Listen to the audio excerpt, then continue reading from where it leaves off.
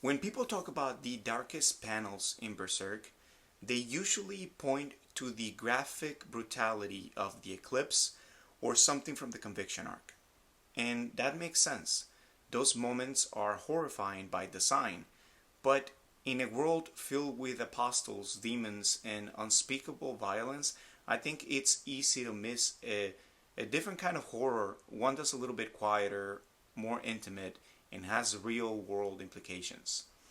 The kind of horror that doesn't come from monsters, but from people who refuse to confront their own. 1. Shifting the definition of darkest.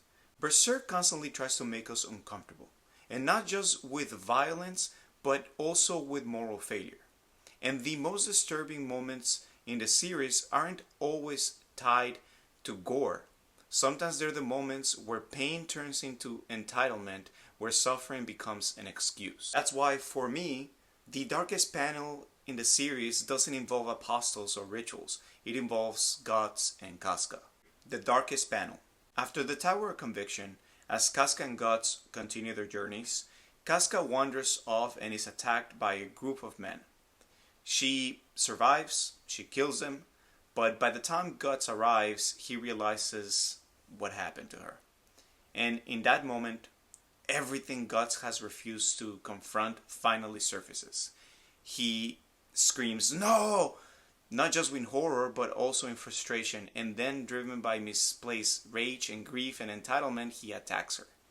This isn't a loss of control, it's something far more unsettling.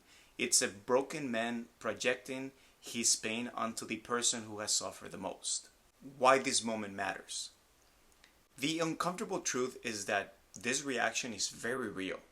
Victims are blamed every day, their trauma questioned, minimized, or turned into an inconvenience for others.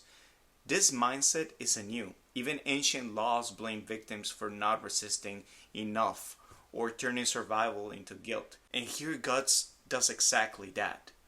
On some level, he believes he's endured enough, that he's owed something, and that belief is one of the ugliest truths Berserk ever confronts. But what makes this moment truly important is not what Guts does, it's what he realizes. 5. Recognition, not redemption. This panel doesn't excuse Guts. It condemns him. And more importantly, Guts accepts the condemnation. He recognizes the monster within himself not as something external, but as something born from pain and unresolved trauma. And for the first time, he admits something very crucial. He cannot do this alone. The transition to warmth. And this is where Berserk does something extraordinary. It doesn't leave Guts in that moment, because recognizing the monster within isn't the end of his arc, it's the beginning of restraint. From here on, we start seeing a different kind of strength. Not the strength to swing a massive sword, but the strength to stop himself from becoming the very thing he hates. Isidro and breaking the cycle.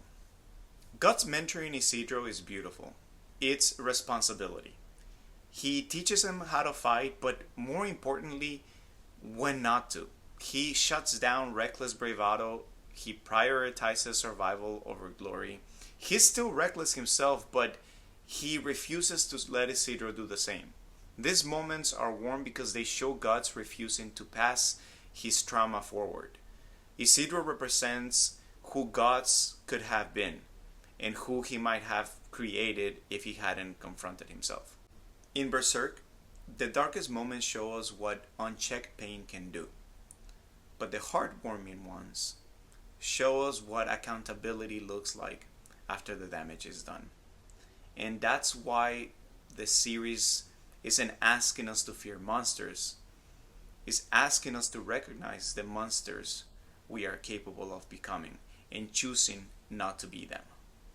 And that's it. I will stop here before I go on and on and on and I lose track of what I'm trying to say.